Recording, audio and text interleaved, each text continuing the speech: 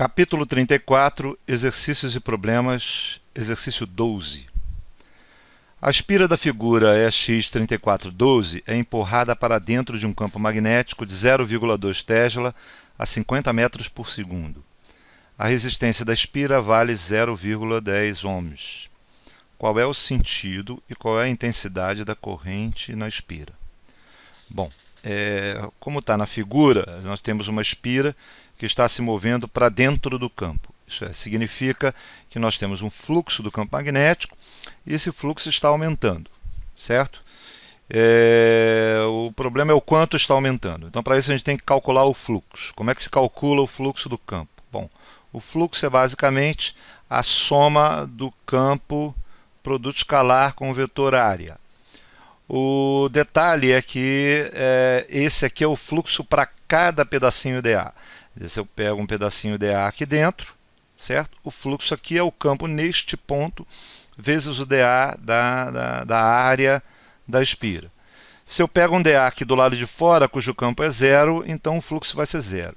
Quer dizer, a soma do fluxo aqui fora vai ser zero e aqui dentro vai ser o campo vezes a área.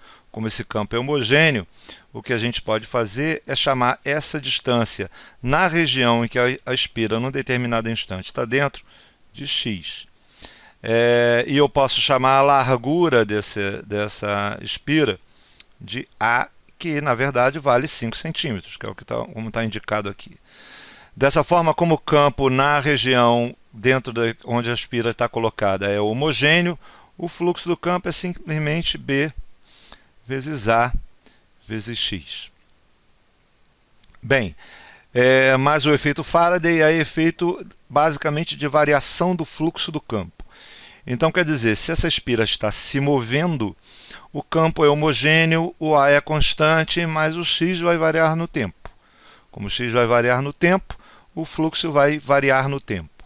Então, o que a gente precisa é calcular quem é a taxa de variação do fluxo no tempo. Como B é constante no tempo, A é constante no tempo, a taxa de variação do fluxo é simplesmente B vezes A vezes dx dt. Detalhe, o dx dt, que numericamente é igual à velocidade pelo qual a espira está se movendo, ele nesse caso é positivo. É importante a gente separar o conceito de velocidade positiva e velocidade negativa para uma questão de referencial, como nesse caso, cuja velocidade ela é numericamente idêntica à taxa de variação da posição daquela largura, né, da espira pelo tempo. Nesse caso, ele vai ser positivo não por uma questão de referencial, é porque o x está aumentando. Como o x está aumentando, o dx dt é positivo. Isso significa que você vai ter B vezes A vezes a velocidade. Bem, pelo efeito Faraday, nossa força eletromotriz induzida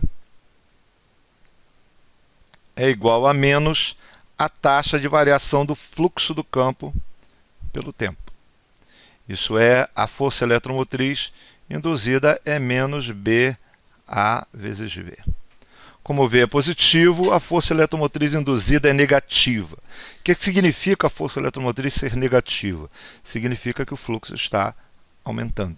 Se o fluxo está aumentando, ele vai reagir, a força eletromotriz ela vai reagir, gerando, né, a corrente vai reagir, gerando um campo magnético no sentido contrário ao campo externo, tentando fazer com que esse fluxo não varie. Deixo novamente bem claro que ele não consegue, porque se ele conseguisse fazer com que ele não variasse, não teria efeito Faraday. Então, mas como tem efeito Faraday, ele não consegue diminuir, mas ele tenta. Tenta como? Gerando um campo magnético no sentido contrário ao campo externo. Gerando um campo magnético no sentido contrário ao campo externo. Aí a pergunta é, que corrente gera um campo para dentro do plano, no sentido contrário ao campo externo? E a corrente que gera está no sentido horário.